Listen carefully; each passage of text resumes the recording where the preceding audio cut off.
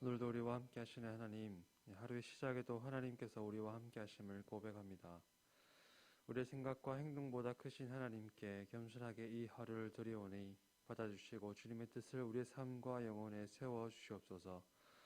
예수님의 이름으로 기도드립니다. 아멘. 찬송가 258장, 동일 찬송가 190장 찬양하시겠습니다. 찬송가 258장입니다.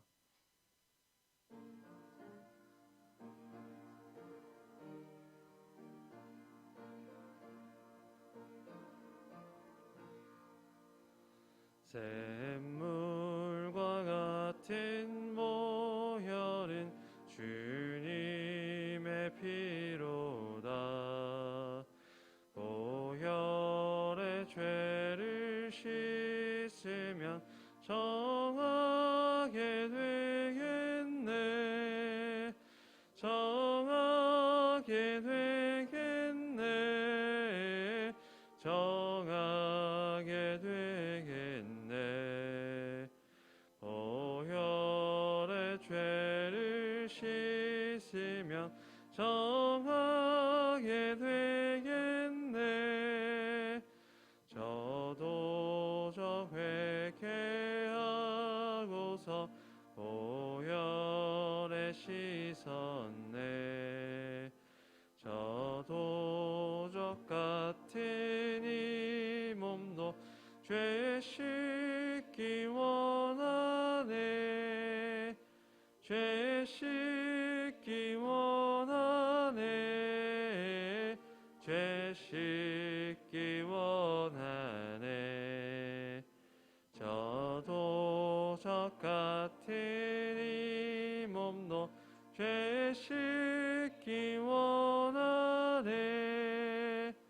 죄속한 많은 백성은 영생을 얻었네. 샘 솟는 듯 이 권세 한없이 크도다. 한없이 크도다. 한없이 크도다.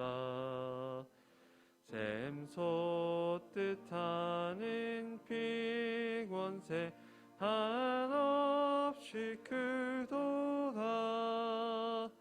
날 정케 하신 피 보니 그 사랑 한없네.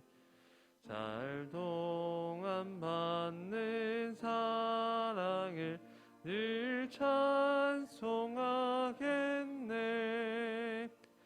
늘 찬송하겠네.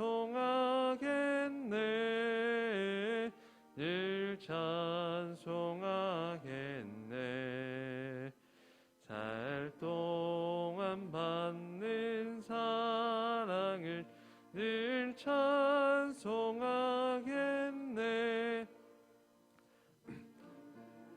예, 천국 올라가 더 좋은 노래로 날 구속하신 은혜를 늘 찬송하겠네. 늘 찬송하겠네. 늘 찬송하겠네. 날 구속하신 은혜를 늘 찬송하겠네. 아멘.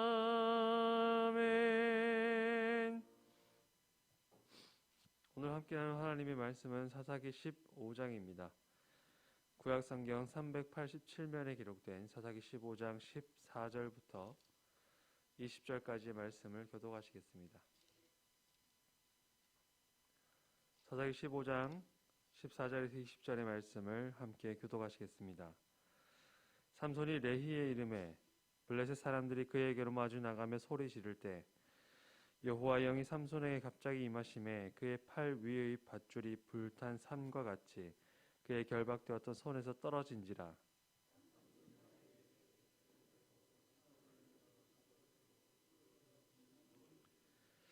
이르되 나귀의 턱뼈로 한 더미 두 더미를 쌓았으며 나귀의 턱뼈로 내가 1000명을 죽였도다 하니라.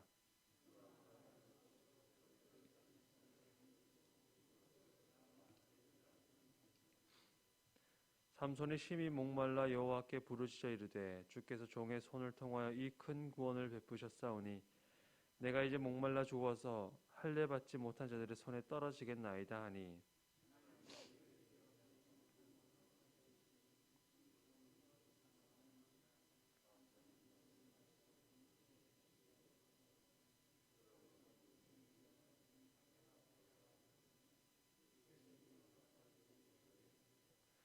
블레셋 사람의 때에 삼손이 이스라엘의 사사로 20년 동안 지냈더라. 아멘. 우리말의 천둥벌거숭이는 마치 삼손을 위해 준비된 단어 같습니다. 삼손은 자신이 하고 싶은 대로 살면서 또한 그렇게 살아가는데 거칠 것이 하나 없습니다. 많은 사람들의 이 마음은 원이지만 육신이 약하거나 상황과 환경의 결핍으로 인해 경우에 따라 많이 좌절하게 되지만 삼손은 그렇지도 않습니다. 그는 생각하는 대로 생각하고 또 원하는 대로 행동할 수 있는 힘과 능력이 있기 때문에 또한 더 거칠 것이 없습니다. 마치 오랜 고전 서유기에 등장하는 손오공과 같이 이 천방지축 천둥벌거숭이 삼손은 자신이 이제 뿌린 대로 거두게 됩니다.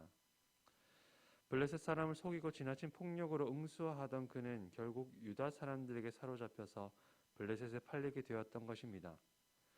하나님이 아니라 블레셋이 이스라엘을 다스리는 듯이 블레셋 사람들의 요구에 따라 이스라엘의 사사를 결박해 갖다 바치는 이 기이한 장면에서 아무도 찾지 않았던 하나님께서 등장하십니다. 단단하게 결박된 삼손에게 여호와의 영이 세차게 내려와 삼손을 덮칩니다. 이내 삼손을 결박하였던 밧줄들이 맥없이 끊어지고 자유롭게 된 삼손은 나귀의 턱뼈를 손에 쥐고 블레셋 사람들을 대적합니다. 결국 1000명의 블레셋 사람들이 희생을 당한 후에 삼손의 행패가 그치게 됩니다. 그 일이 있은 후에 삼손은 자신이 행한 일을 이렇게 노래합니다. 그 노래가 16절에 기록되어 있는데 공동 번역이 이 노래를 잘 번역해 놓은 것 같아서 소개해 드립니다. 당나귀 턱뼈로 이자들 모조리 묵사발을 만들었네. 나는 당나귀 턱뼈로 1000명이나 쳐 죽였네. 삼손의 손에 피를 흘리고 쓰러진 이들이 1000명이나 될 정도로 규모가 큰 싸움을 마친 후에 그에게 극심한 피로감과 목마름이 찾아옵니다. 그때 삼손은 하나님께 또다시 이렇게 투정합니다. 주님께서 친히 이 크나큰 승리를 주님의 종의 손에 허락하셨습니다. 그런데 이제 제가 목이 타서 저 할례 받지 못한 저들의 손에 붙잡혀 죽어야 하겠습니까? 사사기에 등장하는 사사들 중에 비교적 신실하게 하나님의 말씀을 따라 사사의 소명을 감당했던 몇 명을 제외하고 나머지 사사들, 특히 후기에 등장하는 사사들은 평면적으로 이해하기가 쉽지가 않습니다. 다시 말해 이들이 좋은 신앙인이었는가 아니면 신실하지 못한 믿음을 가진 사람이었는가 단정지어서 말하기가 다소 부담스럽습니다. 그 큰 이유의 하나는 아마도 하나님께서 그들을 사사로 세우시고 사사로 사용하셨다는 데 있을 것입니다. 삼손의 경우가 그렇습니다.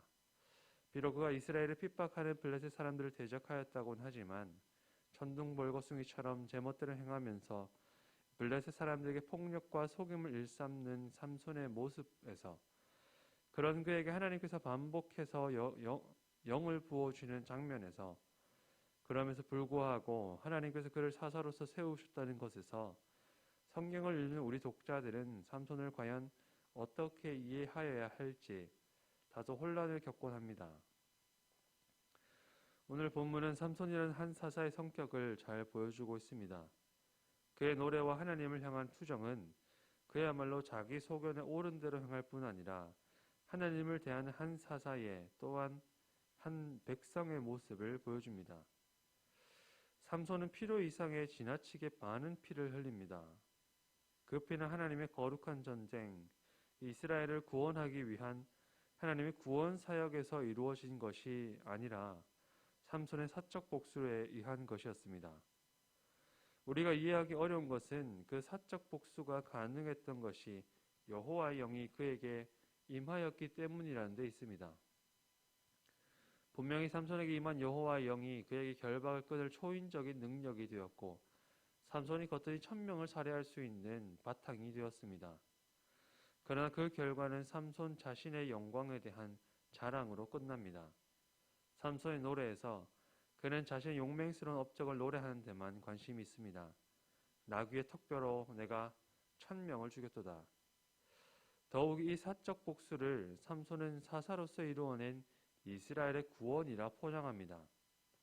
물을 구하며 그가 하나님이 마땅히 물을 베풀어 주셔야 한다고 따지는 18절의 요구에서 이 큰 구원이라는 것은 개인에게 베풀어진 하나님의 구원이 아닌 하나님의 백성 곧 이스라엘을 향한 구원을 가리킵니다.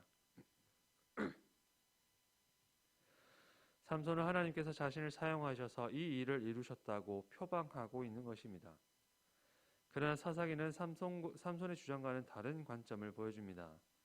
하나님께서 다른 사사들을 통해 베푸셨던 구원과 달리 유다는 블레셋이 레히의 신을 치고 위협하는 가운데서도 하나님께 부르짖지 않았고 하나님께 귀 기울이지도 않았으며 블레셋의 목소리를 따라 하나님께 세우신 사자를 스스로 내어주었습니다. 고난과 핍박을 당할 때 하나님께 부르짖고 회개하여 하나님께서 은혜를 베풀어 사사를 통해 구원하신 것과는 판이하게 다른 이 사적 복수를 삼손은 구원을 위한 사사의 정당한 전쟁이라 속이고 있습니다.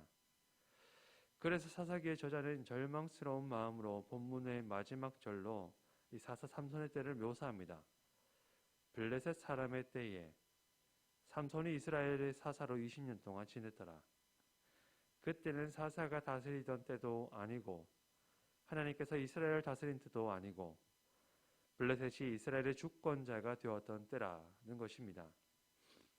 이러한 시대상 그 시대의 믿음이 삼손이라는 한 사람을 통해 적나라하게 드러나고 있음을 본문이 우리에게 보여주고 있습니다. 하나님께서 이런 사람조차도 사용하신다는 것은 역설적으로 우리에게는 은혜가 될 수 있습니다. 삼손이 태어나기도 전에 하나님께서는 그를 선택하시고 나실인으로 받으셨습니다. 그의 평생이 나실인의 서원과는 전혀 맞지 않는 하나님께 신실함과는 거리가 먼 삶이었지만 그럼에도 불구하고 하나님께서 하신 말씀과 택하신 은혜에서 떠나시지 않습니다. 삼손이 하나님께 불신실한 만큼 하나님의 신실함은 더 두드러집니다. 그러나 삼손에게도 또한 하나님의 은혜를 밝혀라는 우리는 바울이 로마의 교우들에게 보낸 편지 속의 이 말을 함께 기억하여야 하겠습니다. 그런즉 우리가 무슨 말을 하리요? 은혜를 더하게 하려고 죄에 거하겠느냐? 그럴 수 없느니라. 죄에 대하여 죽은 우리가 어찌 그 가운데서 더 살리요? 사람의 죄와 연약함, 불신실함과 불순종이 하나님의 신실함과 사랑을 막을 수는 없습니다. 그러나 은혜는 그의 합당한 순종과 신실함을 찾습니다. 하나님의 선택과 구원의 은혜를 얻은 이들은 은혜 안에서 의의 열매를 맺어 하나님과 함께 기쁨으로 나누도록 부름을 받습니다. 의롭다 함을 입은 죄인인 우리는 삼손과 마찬가지로 자기 소견에 옳은 대로 행하고자 하는 마음이 항상 도사리고 있습니다.